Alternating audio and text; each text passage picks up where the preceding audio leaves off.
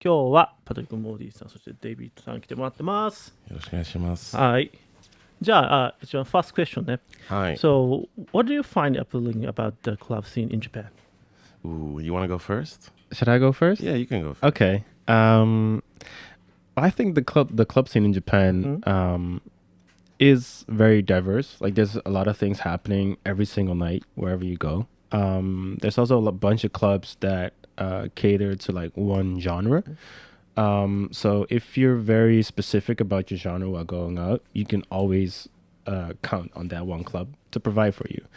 And there's just that plus all the options you have. I think that's one of the most appealing parts about club scene in Japan. Yeah, and I have a feeling that Japan, like there's this feeling I have about Japan and Tokyo nightclubs that there's a big room open to like for something new to happen in it. So Yeah. it keeps me going back to the club, Yeah. thinking something new is going to happen for Yeah. some reason. Yeah. And I think it's the international appeal of Tokyo or Osaka in general. So I think what Deibeato said, definitely, it's really specific on genres. And coming from Europe, where we kind of broken the genre thing in clubs, where like one club could have a techno night and the next club would be a hip hop night. I feel like that could happen here, and it excites me. I don't know why. Exactly. There are some spots where it already happens. Yeah. And I think that's amazing. Yeah, definitely. Because it makes you want to go to the same spot multiple times. Because you could go on a Friday and hear like, I don't know, something like more hip hoppy. Yeah. But then go on a Saturday and you'll hear like UK garage or house or like Jersey. Definitely. And I think that's what keeps it fresh. Yeah, and I feel like also Japanese people in clubs are really unpredictable. Yes. So it's like you never know what you're gonna get in a club. Like especially when we're DJing, like you could go to a club, it could be not as busy or something, but you will still be like crazy because 30 people are acting up. Yeah. So yeah, I think it's always exciting. Definitely. Is it totally different from your country? Yes. Yeah. I'd say so. Yeah. Yeah. How about you? We're where both you get from? Yeah, we're both from Amsterdam. Yeah, both from Netherlands. Oranda, so from the Netherlands, and we have one of the strongest club culture in the world. Yeah. So we have a generational club goers. Yeah. So, yeah, I think it's way different. Yeah. I've had this theory when we talked about it before. Like if you compare our club scene for example, or like different other countries compared to Japan, for us it's like what he said, it's a generational thing. Like our parents and their parents, they probably went clubbing, you know, whereas in Japan it's still sort of new, like clubbing. So there's just a few generations that have been able to go to the club freely, and I think that's what makes it so different. Definitely. And also the way that rhythm probably existed in Japan before clubbing. For example, we have different roots, like cultural roots, and in many of those roots, there's different rhythms coming from thousands of years ago. And I think that also comes with the whole dancing and clubbing. Which the way to express yourself in the club. So I feel like out here in Japan, there's still a search of expression into music. Like Japanese people really love fast music, and that's their form of expression, I would say, in the club, like to like move really fast. But we come from cultures where music is really slow, where we have to like vibe. And I feel like in the Japanese scene, people still need to discover that way. That's why I'm a super avid person. Like I'm avid for Japanese DJs playing Japanese music, so that they can vibe to their own music, like in 100 BPM or like 80 BPM, or you know, instead of like let's go. But I mean, it's all taste at the end of the day. So I think it's culturally. We'll see what happens in that space. Okay. Yeah. But it's interesting. It's really interesting. Yeah, it's something that we've been talking about. Yeah, we talk about it a lot. Because we've been living here for the past year now, so we've been deeper into the club culture. Yeah. And it's like if in Netherlands, if you go to a village, let's say hour outside of the city, they will have a club. Yeah. Oh, So they will have their one club where they all go to. But if you go to like, let's say I go to like a random like kusatsu in Chiba, there's not going to be a club. There's going to be maybe not even snaku. You can do karaoke, but you're not going to find like a club where the village or people around the area can go to. So I think that's the more interesting about Japanese club culture. Yeah. How long you guys living here for? So I've been here for the past 3 years on and off, and since November for a year, I will stay here on and off. I've been here for a year in May, but it's my second time living here, also coming in and out the country. But so in total, like 2 years of living here. Yeah. I think Netherlands, Olinda music scene is, from me, looks really interesting because they have a lot of, genre of the music. Yeah. Such a big EDM. It's like Magic Alex. Martin Garrix, Hardwell. Afrojack. And Armin van Buuren. The biggest ones. All of them. There's a whole list. The legends. Legends, But also, they have like a FS Green. Like a kind of Jengi. FS Green, Jengi, Jero Vandal, Jael. It's Sareen. Kind of new generation. I think that they're the newer generation that are already the older generation. It's weird. It's mixed, So I would say like Cyrene, he's like 26 now, I think, and FS Green is 35, and Jero's 33. So, but they're still like the blueprint of what is like club culture that's coming from Amsterdam now. But that's one genre that I would call that. What would we call this genre? We never gave it like a name. It's an all thing. It's an all genre. I think it's the end game of eclectic sound. It's like the Thanos of eclectic sound is like a FS Green or a Jero Vandal, someone that makes house music, but also like dance hall rhythms. And of course, we also have like the whole techno thing, like from DJ Chesto. So it goes all the way. That's true. That's interesting. That sounds, really new for us. And that's split it, all the world right now. Like, and that's. I think that's what also the same thing that frustrates us in Japan is that we really want Japanese people to get that, hear that sound, and enjoy that sound as much as we do. Like especially the enjoying part. The enjoying part, like just enjoy music. And, I think that kind of music is really similar to Japanese music music scene, I think. That kind of music? That kind of music, I do think it's it's smaller though here. It is super similar. There are a lot of musicians out here that are making good music like that. Like definitely. Jun-san, Tanaka. Jun-san. Definitely. Alamaki and McQueen, all these amazing DJs making good club music. 100%. But I feel like they're still in their phase of teaching the Japanese public how to enjoy this music. They've been at it for years. I know these boys have been at it for, like, Alamaki's been at it for almost 15, 20 years. But I feel like the reciprocation of the audience is not coming back as hard as they're putting out their parties and music.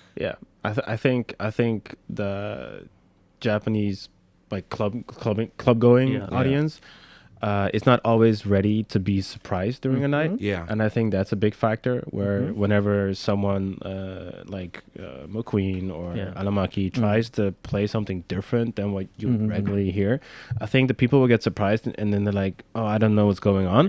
So then they kind of they freeze. They just they literally just freeze. And let's say you play like a crazy Bailafunk remix of a song they know. Let's say they know, everyone knows Travis Scott or something. But you play like an insane Bailafunk remix, and Japanese are like, I know Goosebumps, but I don't know the rhythms of this. I don't know the rhythm of where like, Whereas in our country, like, if that happens, it's like you will hear screaming, and like maybe like a pull up, you know, like, I didn't want to hear the original. I wanted to hear the remix. Exactly, and it's a little bit different. The people are just they don't really know what to do with it, and I think that's a part of maybe the dancing culture. Yeah. What we were talking Whereas about. in like from our perspective, it's just like getting into the music, enjoying the music, dancing with it. Yeah.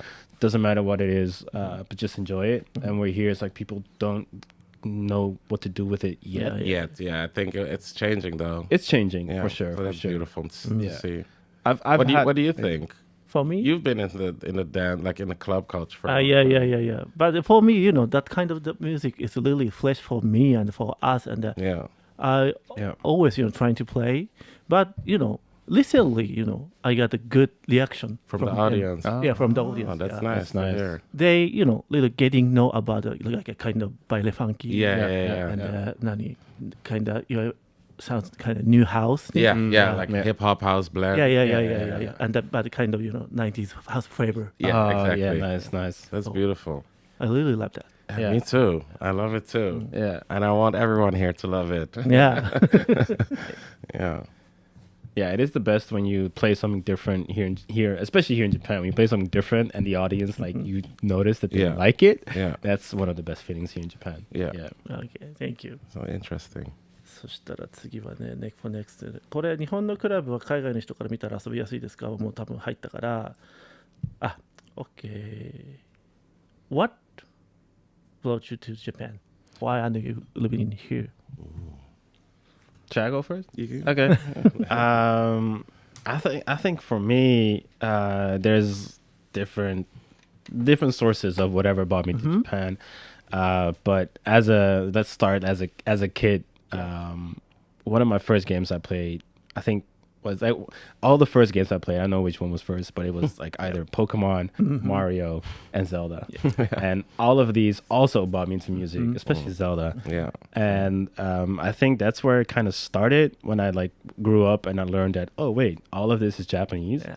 And then of course growing up also watching Dragon Ball Z, also Japanese. And then I never really like, it wasn't the fact that I wanted to go to Japan because of that, but I went to Japan for the first time in 2016 with my mom as a graduating gift. And it was purely because Japan felt like this magical faraway country because it's so far. It's super it's far. So far. And no one talked about it. No one talked about it back Absolutely. then. Yeah, it wasn't like it wasn't as touristy as it is now. So it was like this mystical place where no one went, when no one talked about it. And I had things that I liked about Japan, so like the anime gaming culture, but especially the music as well. All my favorite composers are Japanese.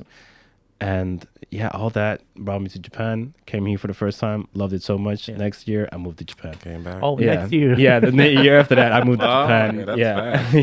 That's fast. Yeah, I think I came here for the first time in 2013, Nissan Jusan. Yeah. And it was a random planning of me having no job at the time, but I was still making money, but I didn't have a job. And I was a tour manager for FS Green. Okay. And then he had a free schedule as well, and another friend of mine as well. And we were like, oh, let's go to Japan. And one of our friends, shout out Master Lee, he was like, you have to go to Japan. And he was a designer for Pata back in the day. It was a brand, Amsterdam brand. And he kind of gave us a schedule. Like every day we would wake up, he'll be like, go visit this person, or this is the blah, blah, blah creative director of this, go visit this person. And in the set 10 days that we came here on accident on Sakura season. Oh.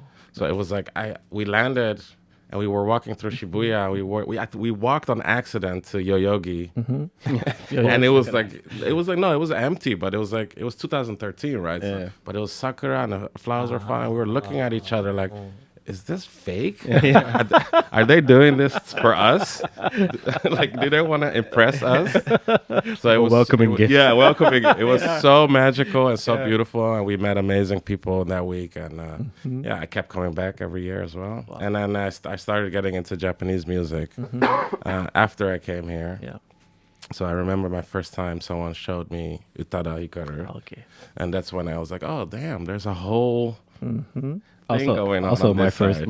Japanese songs Yeah. that I knew. Oh, really? Yeah. So that's how. Which song? Automatic, of course. How about you? For me, it was it's my geek side, but it was through Kingdom Hearts. Yeah. She does the opening of Kingdom Hearts. Yeah. Okay. Yeah, for me it was Automatic. Like, I was like, what's this? Aliyah. Who's this Japanese Aliyah sounding person? It was like, yeah, amazing. そしたら今度は DJ 日本での DJ、How did you build the connections in Japan? Ooh. You go first. This one. Yeah, I would say it started off just. I remember the first time I was here with FS Green, we were talking to people through Twitter because there was no Instagram, there was no like social media platform where you could showcase yourself. It was SoundCloud or Twitter, and I remember my first gig here was, I think was through like people. Like just being like, hey, these are dope DJs from Amsterdam. I think you should try and give them. This was back in the time Vision was still open. Oh yeah. On Dogenzaga, and I think through different people, and I'm not sure if you know Matsuzuru-san from Bounds. I think he was a manager back there even, and it was just like random people through Twitter and just talking to each other and check out my SoundCloud. And then you kind of build up this connections through every single gig you do. And then, this is this person. This is this person. He has a party in Trump, or he has a party in Harlem, or this is Hokuto. He does the hip hop party, blah, blah, blah. And then Hokuto will come to Amsterdam to play at Encore. And then you go visit Hokuto at Encore. You'd be like, welcome to Amsterdam. And I think it kind of built up over the last 10 years, really like slowly, but in a good way of like impressing each other through DJing and sound. Yeah. Nice. Yeah, I think that's how it went pretty much. And then after internet was really a thing, it got a little bit easier. Yeah. To just like, let's DM this person, or they can see what I do, or you get a DM from somebody. So, yeah. Which club is your first played in Japan? My first play was in Contact. Next to Vision. Do you remember? I think this was 2016. What party? I have no idea. It was with a lot of people. I think I played with FS, Master Lee, and a couple other friends and some local DJs. I have the flyer somewhere. Maybe I can find it in a bit. Wow. There's a flyer somewhere. If you find it, send me. Yeah, I'll send it to you. We will put here. Yeah, I'll send it to you. I think I can find it. Yeah, 100%. Okay, how about David? Honestly, for me, shout out to Patrick. He's the one. He's the one that like put me on with everyone here in Japan. When I came here last year, there was already a few people that I knew from back in 2017. I was living here, but not like many organizers. And when I came here, like Patrick just like, he was like, you know what, let's go have dinner. Let's go with these people. Let's go with these. You got to know these people. You got to know these people. Introductions. Yeah, it was all about the introductions. And luckily, some of the people that I met already knew me because of my edits.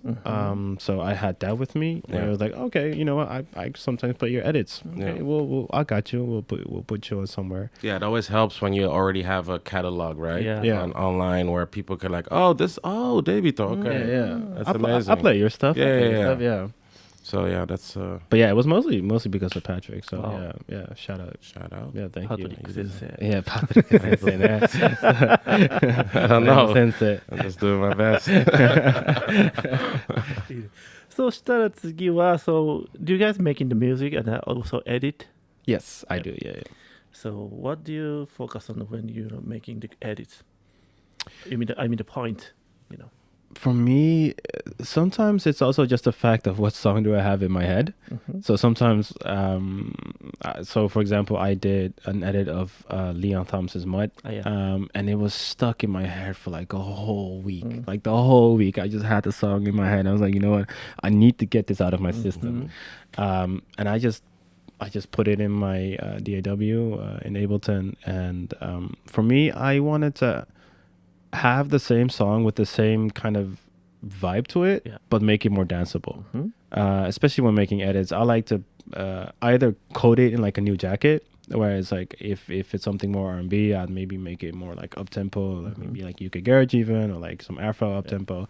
But in case for Leon Thomas's Mud, it's was slower like R&B song. But I wanted to make it more danceable, and for me, Afro felt very suitable for the track, and it worked amazingly. It's definitely for me something that I want to make you move. If I can make you move in any certain way, that's my goal. Okay. Yeah. For me, it's like I see if I think about the edits I have brought out, they're all songs that are not clubbable, but I made them clubbable. Okay. So it's all songs that were so chill that if I would put it on in a club, people would probably fall asleep or want to go home. And then I was like, okay, I need to make these songs for myself fit in one of my DJ sets. So, I don't know. I did a One Last Kiss remix. That was literally, I need to make this song faster so that I could put it in my set. Like, I was like, there was this time when I would play sets and I would have a hard time finding songs between 115 BPM, like 110 and 115. I was like, yeah, I'll just make some edits. And that was one song I really listened to, and it fits perfectly. So yeah, just making songs that are really chill, clubbable songs. Okay. Yeah. So are there any Japanese artists or DJs who have influenced me? Who have influenced me? Yeah. Definitely. I want to give like DJ Alamaki and Hokuto their flowers for just being like working so hard in that space, the hip hop eclectic space in Tokyo. Definitely, I would say they influenced me in a really good way, and also the younger generation here in Tokyo who have been working really hard to stay true to their style without like it's so easy. Like if you go to Harlem every Friday and you see Atomu, like this EDM club, where people probably don't go for music, but more for interaction, which is needed as well. And you go every day and you see a huge line there and a like not so huge line there, and you keep giving your good music every week. I was like, yeah, that deserves like an applause, definitely, 100%. So I would definitely say, from Alamaki to McQueen, Nova, Yua, DJ Mark West, all those boys working hard in that space, 100%. And shout out to the Osaka side, like Jun Tanaka and everyone down there doing their thing, 100%. They influence, I think, us in a way of like being out here and wanting to support the cause of changing Japanese dance, of like a clubbing culture, 100%. And shout out to Da Book as well. I know he's here a lot. Like Da Book, I tried to tell him once, he saved my COVID time, like in his R&B, like every R&B set he did on Twitch. Yeah. Like every time he was online, it was boom, click the book on. So I want to give the book his flowers because he was putting in hours. Yeah. Like sometimes 6-7 hours. And he was online every day, just playing R&B music. Yeah, probably in his room. I don't even know where. So yeah, I definitely want to give him also a shout out. Okay. 100%. Nice. Yeah, for me, it's mostly the same DJs, for sure, like Alamaki, McQueen, like the whole Harlem Boys, and production-wise, definitely Jun Tanaka. Yeah. His edits are amazing. I mean, he's been featured on Selection many times. Yeah. He did a set there recently, too. And I think for the clubbing scene, that's definitely, for me, my biggest inspirations, and the one that really try to push forward whatever is happening here in Japan, in Tokyo, Osaka. Yeah. But like inspiration wise, I think the whole city pop genre is a very big one, where it's just such a musical, flowery thing. Like whatever they did back in the 70s and 80s is just, man, keep doing it, because I'm so good. It should come back It in should full come effect. back, yeah. I feel like every label in Japan should focus on making 90s, 80s city pop again. Hit like, that nostalgic. If you can find someone that sounds like Henri or Maria yeah. Takuichi, just remake all those songs. Please do it. Just do it again. Yes. Definitely.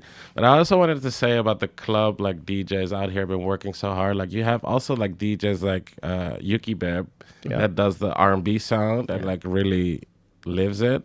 Or you have DJs like Shiori Bradshaw that like going hard for the, and also for them like they have to make choices between like playing commercial stuff and like real stuff. So I think they're navigating it really well, and they should be also really good like example for other DJs in Japan who like, okay, we can get somewhere with this. So that's good. I think those are also really inspiring people. What I really find is inspiration about those DJs is that they really stick to the genre, which is it's something I personally don't do, but I do admire it. When you really like you deep dive into whatever genre you want to DJ. You live there. It's like this is what I'm living from this point on. I think that's very inspirational. Yeah, definitely. Yeah. It's been really interesting to see everyone out here in different spaces. Yeah. And like there's so many clubs in Tokyo. But it's just like it's chaos at the same time, you know. And it's good to see these DJs navigate. And especially I've been learning about there's also DJs who like DJ so much. Yeah. Like they 8 times a week. You know, even more. They'll be like three bars in one night. Yeah. Going to the next, and like, I'm like, damn, that's hard work. That's really hard work. So yeah. So how about the musicians? Yeah, that's interesting. じゃあそしたらthe musicians I think for city pop. Yeah. And also for nowadays artists.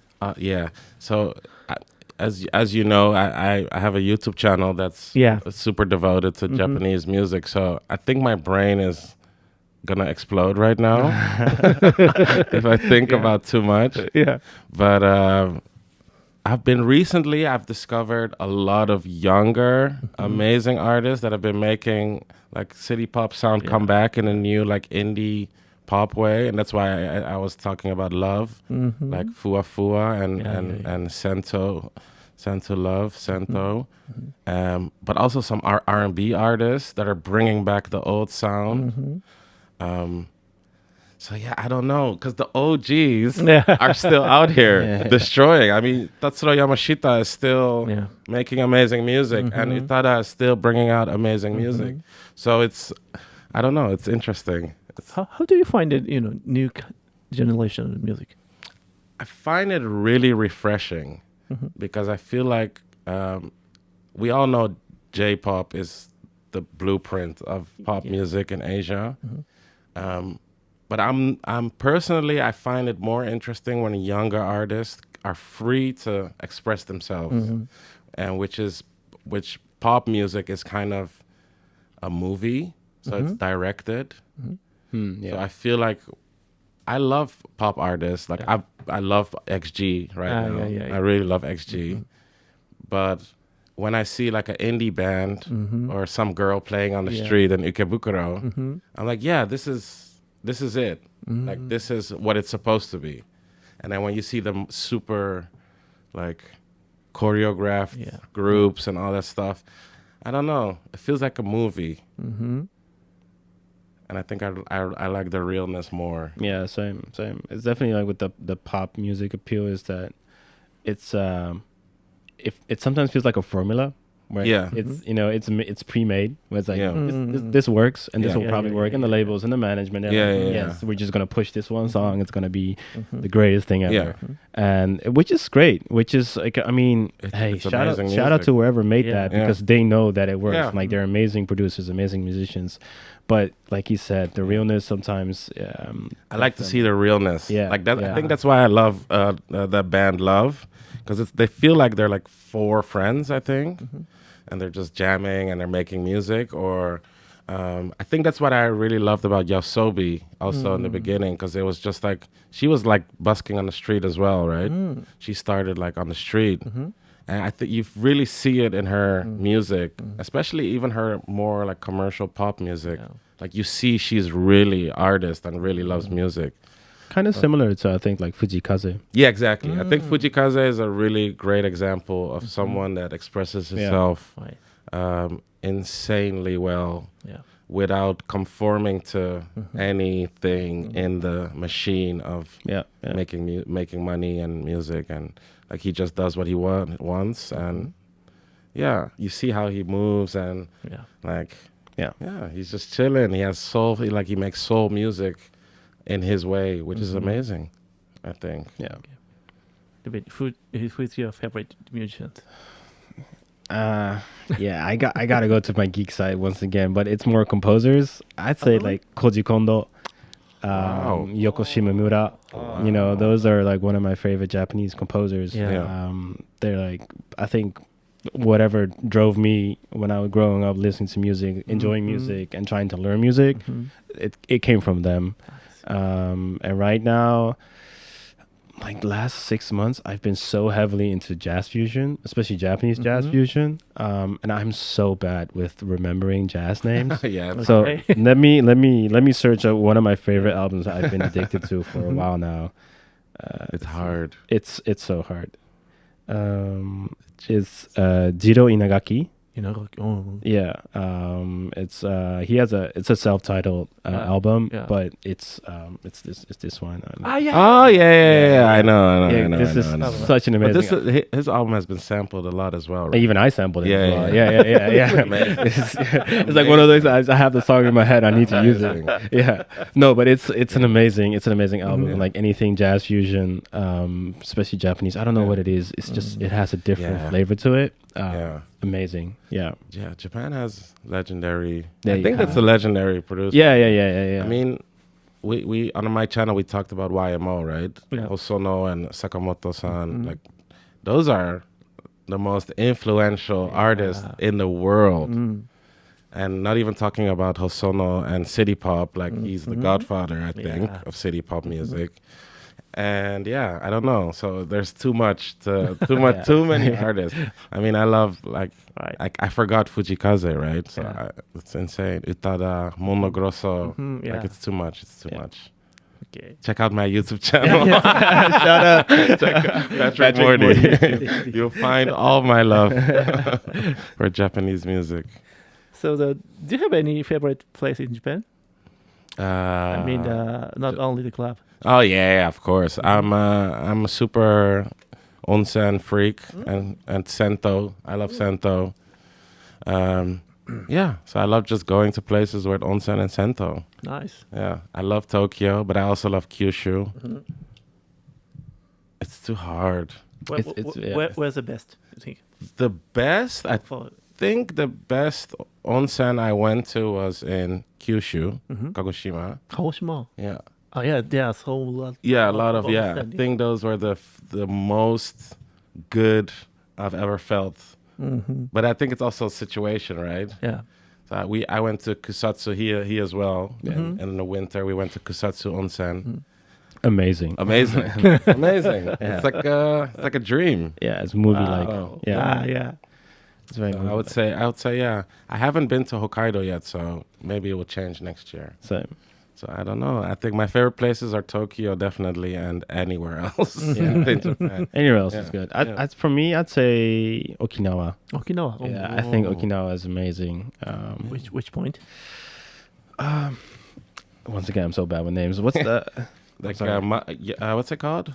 The most famous island. The city. No, that's the main island. I've been there as well, which is very cool. But like one of like the pretty islands, like the smaller ones. Ishigaki-jima? Ishigaki. Yeah. That's amazing. Such a pretty island. Like, and the people are very nice as well. And the water's so nice and blue. Many fish. I need to go. What's your recommendation for a place we need to visit? Yeah. I would say Kagoshima. Kagoshima? They have a good onsen, hot springs, and also the good food. Amazing. A lot of things. Amazing food. What's the best food out there? Like the type of food? generally, they are famous for the pork, Kagoshima pork. Yeah, but I think the seafood, fish, and eels. Wow. And unagi. Yeah, I had amazing unagi. I Yeah. tried torishashi for the first time there, like chicken sashimi, raw chicken sashimi. Food.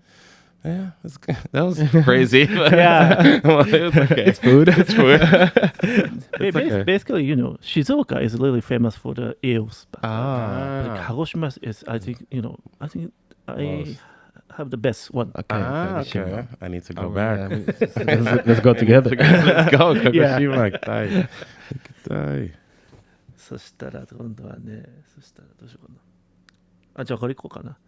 As for DJ, Yeah. how do you feel about accepting the request from the audience? Requesting. Oh, Yes, yeah. I- I mean, Well, have you ever the experience? before? yeah. Okay. Song request is everywhere in the world. Yeah. Yeah. I traveled around the whole world, like for DJ, and it's everywhere. And depending on your personality, is how you can Yeah. play around with it. Like, I've had some nights where I just ignore, like just put my head down, Act like you don't see like it. I don't see. And I've had nights where I look at the request and be like, "Oh, what do you want to hear? Oh, you want to hear Lil Jon? Yeah, sure. Just lie. Yeah, it's not do it. We're gonna do it. And then I thought you were gonna play Lil Jon. It's like, shit, it didn't fit in my. I forgot. I don't know. It's. I think requesting songs, it's all something to do with the public. Like, how do you say the customer, like the people, the person in the club. Yeah. It's their behavior they need to think about. You think it's like entitlement or No, not at all. Okay. It's more like I would never request a song Same. in the club. Yeah. I don't know if it's because I'm a DJ, but if I wasn't a DJ, I would also never request a song because I see somebody working really hard. Yeah. And I'm just like, I'm just going to enjoy what this person Yeah. is giving me. Like, I would never request to a bartender, like, how to make my drink. Yeah. Yeah. Can you please put the thing and then the ice? Yeah. Like the guy's like, no, this is how I. So Exactly. that's how I see it a little bit. But I understand, and I just play with it. And if it's someone is a little bit drunk and it's their birthday, and I want to hear birthday sex, man. Sure. Yeah. If it fits in my set, no Yeah. problem. Yeah, definitely. If it fits, Yeah. like sometimes you'd have requests. I'm like, I was gonna play that anyway. yeah, or like maybe like you have an edit of it. Yeah, and like, yeah. It's like, oh, I actually have something Yeah. like that. I could use it, and then be like, okay, why not? But You- don't do it. Don't request. Don't songs. don't request songs. Leave the DJ Yeah, alone. let the DJ cook. Just let him cook. Yeah. Let him cook. Let him play what he wants to play. Yeah. そしたらじゃあ What's the most memorable event party you played in Japan? The Memorable. Ooh. Memorable. event. Japan National Party. Stadium. yeah. I got to open for Ado Oh my god. 2 days in a row. 60,000 people. Wow. Yeah. Really? And that was the most insane experience of my life. What did you play? I played a lot of Japanese, more like, Ado. What's his name? Nitori. Netori. Yeah. Netori. Yeah, more like that kind of like, what do you call the genre again? It's like a really newer. Newer sound, Yeah, like yeah. the Kenshi Yonezu. Like, Yeah. but I played because there was a lot of people, and I kind of like looked for a reason to play also other music. So it was a lot of mothers and fathers bringing their kids there. So I was like, let me play some songs for the parents as well. So I played some older songs, like I played some Shinaringo and like more friendly songs for families. So yeah, it was good. Wow. Yeah, I think that was one of my most memorable DJ sets ever. Nice. Yeah.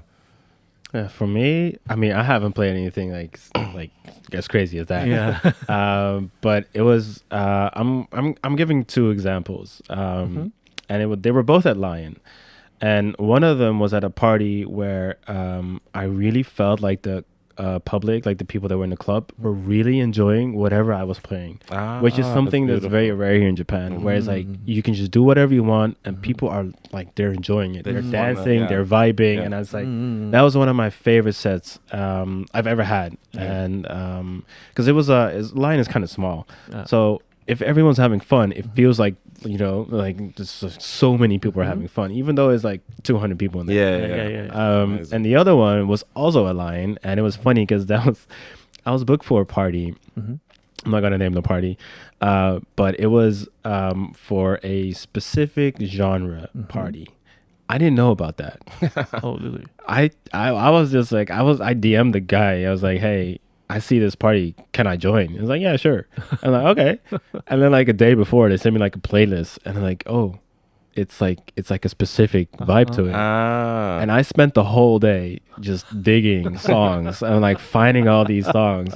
And then I downloaded all the songs. I put my playlist. I just put like the whole set in like a playlist, and I was like, you know what? I'm just gonna see what's gonna happen tonight. And I had to close off that night, and it was on a Wednesday, so there weren't many people there. I think at the time that I had to play, it was like 20 people in there. Yeah, I had to DJ, right? I barely remembered any of the songs because like I listened to them for the first time that day. So the funny thing is that DJ style. Everyone, like, it turns out that all the songs I picked were like everyone's favorite songs because like everyone came forward and like, oh, you're playing my song, you're playing my song. And like for me as well, like the whole hour set was a new set for me too. So like I was having just as much as fun as they were. You're like, oh, I discovered this song exactly. It was like, oh, that's this song. Okay, let's go. Amazing. And we were all just having like, it was like 20 people of us, but we were having the best time. That's That's just one of the fun things. Yeah. Damn. Yeah. What's party? What's kind of party? I'm not gonna name the party just to not expose myself. Okay. No, expose. Okay. Have you ever experienced culture shock while in Japan? In general? As for you? As a person or As a person. in music? Boss? Both. Have you? Many times probably. Yeah, I think especially like in the first few times of coming here. Yeah.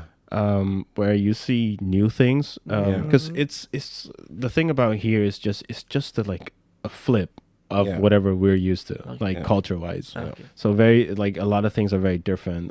You know, being silent in public, not calling, stuff like that, being very considerate about everything around you. And it's not that like it's a culture shock. It's more like it's something you have to think about a lot. Yeah. It's like culture. Bikrishta. Yeah. So it's not like you can't function. Like I think the first time I was here, I had culture shock, and then I got used to it real quick. Yeah. But it was just like everything was different. Yeah. Like in Oranda, if there's no one at this traffic light, you cross. Yeah. If like if it's red, you don't care. Like it's like all this stuff. Like I don't know. You don't stand in line at the subway, the metro. Like it's like walking in like in the station, like in a orderly rhythm, right? Walking in rhythm, like people like the small things, like putting cash in a tray when you pay. Oh yeah. That was like that kind of stuff. Things. Yeah. And the like fact not giving it to somebody hand to hand. I think it's less nowadays. It happens less, but it still happens. It was in 2013. Oh yeah, like no one would take cash. Yeah, if you would give it, like no one would. Understand when we say that? Yeah. So it was always like, I remember the first time it happened to me. Like I gave cash, and then the girl like you wouldn't accept it. She didn't accept it, and we were just standing like this for like I think like almost 10 seconds. Yeah, and then she grabbed the plate, and then she did like this. And then I still didn't understand what she meant. I was like, and I tried to take the plate. And then she was like, no. I was like, oh, okay. I probably had something similar to that as well. To put it on the thing. And I just didn't understand that she didn't take the money out my hand. Yeah. So, I think those kind of stuff. And for clubbing, my only culture shock in the nightlife was the way people enjoy music. So I kind of felt like clubs, which a little bit goes back to culture also. I kind of feel like the way correct me if I'm wrong, the way people also drink alcohol is like different than other countries here. So I feel like it's kind of like going to a club is more like it has a function. So nampa, or get fucked up, or but I think it's like 20% music. Like, oh, let's go enjoy music. I think clubbing is more activity to pass time, do nampa, get drunk, wait for the first train. Like, and for me, that was like kind of a shock because in Amsterdam, what we would do if we're going to go to a club, we'd drink at my house. Oh, We would drink. Oh, let's drink. Pre-drinking. And then we go to the club for dance. But it's also Choto nampa maybe. I mean, of course it happens. I think it happens worldwide. But I think a lot of the, from our perspective, a lot of the times when we go out to the club is, not always, but it's because someone's playing. It's like, oh, that DJ is playing. FS Green is playing. Let's go. You know, you call your friends or you text your friends like, hey, you want to go out on Saturday? Because this person is playing. This person has his party tonight. It's gonna be. Oh, he booked this DJ. It's gonna be a good night. You know, and that was kind of like coming out here is like. I don't feel like that really happens. They like a lot of our friends book international DJs, but I've kind of noticed right now that the people don't care as long as it's just a night. And unless you're, of course, a crazy international DJ and you're... That's different, of course. It's different. But then we get into a new realm of where it gets treated like a concert. Where people just film the whole time. So I did a show in Osaka once as a DJ, and I invited like a lot of subscribers and people from like come to the DJ show. Like, let's play some Japanese music and have fun, and it was amazing. It was full. Like I was like, whoa, 200 people came to see me, but everyone was just filming me. No dancing. No dancing. And I got really, really awkward and shy. And I got the mic and I was like, hey, you don't need to film me. I will talk with everybody when I'm finished. Let's just dance, right? And everyone's just filming. And like you get into that realm where it goes from, oh, this is an artist I really want to see. And then instead of dancing, especially as a DJ, because DJs, we just want to make people dance. That's literally our only job. We just want people to dance. Like, if I go to somewhere, someone is filming me, but if you're filming me for an hour, I'm gonna be like, please dance. You don't need to film me for hours. Okay. If I see you filming, that means I'm doing a good job. You know, it's very good. That's how I see it now as well. But if you're gonna film like what he says, probably for an hour, if it's everyone, it's like okay, are we having fun? Let's just dance. So I think that was my first like club culture shock of Okay. Interesting. I mean, club culture shock probably the same. I had an answer for the culture shock thing, but after this whole conversation, it kind of no, it's all right. Don't worry about it. Maybe I'll have it after. But it's. Was it for club culture? Or no, it was a different. I think it's just a combination of all the small things here that are just so different. Like the handing over cash. The fact that they give things with two hands. It was like, do I receive it with two hands? You know, or just do like this. It's, coming into a restaurant, it was like, what's happening? What did you say? It's like it's just all these small little things. Japanese culture is interesting into how technical everything is. Like I've worked also with artists here, or I've had friends who'd work in studios with major artists, and they all kind of say like the same thing. Like it's super functional, so it works, but it feels like I'm in an office instead of why I started making music. Like just to sit in my room and maybe like drink a little bit with my friends and then let's see what we can make. It feels more like one of my friends, he made a song with a little bit bigger artist in Tokyo, and he said like their A&R team was standing like this in the studio, just waiting for them to have a song. And he was like, I never felt so much pressure in my life. And this is like one of the most talented persons ever. He's like, it just felt like And then people keep coming up to him with a clipboard and be like, do you know what time you're gonna have the first chorus ready? And he's like, I don't even know if I have a melody. Like, I don't even know if I'm gonna make a song today. Yeah. Like, so yeah, so it has its benefits, but also it's I think those kind of stuff are interesting and Japanese culture. But yeah, it's good. Okay, thank you. So the last one. So, in your opinion, what defines a good DJ? Ooh. I think a good DJ is a combination of different things.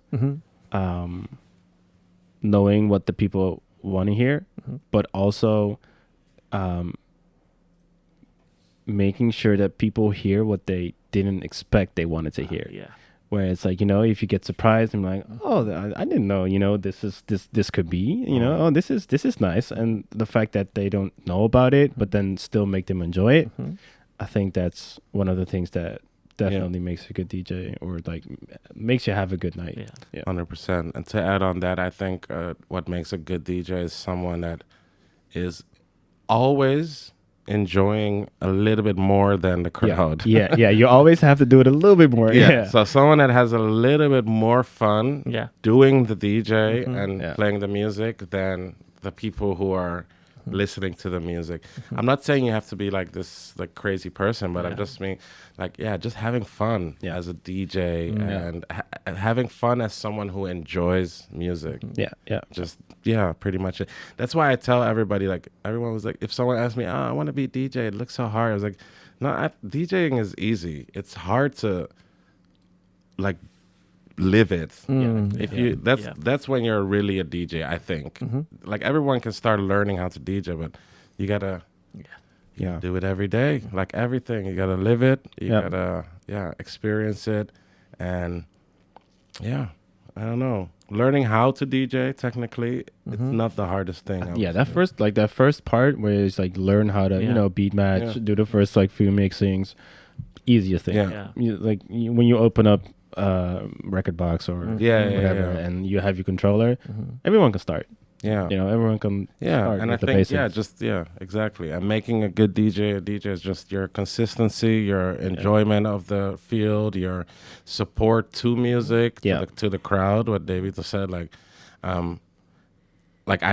I feel like if you're a DJ, you should also be versatile in where you end up. If you're a DJ and you come to Japan and you're like, wow, why is no one dancing to what I normally play? Like the switch moment, you realize after like, let's say 4 or 5 songs, you're like, okay, and then this doesn't work here. It doesn't work, and you're like, okay, how can I change this up? And you change something. I don't know. That makes you, for me, like a really, really good DJ. Realizing what you're doing in the moment. That makes a good DJ. And I've seen a lot of good DJs do that kind of stuff. So in Amsterdam or in the Netherlands, we have a real high standard, I think, in that, especially in that, how do you say, level of crowd pleasing. So I think we have a really high standard. Whereas like if you're a DJ in a club, I always say, please look up. Like you have to look up when you're DJing, not down, because you're doing it like with the crowd, for the crowd. So and if 1 or 2 people are dancing, you had a good night. That's it. Okay, thank you. ありがとうございます。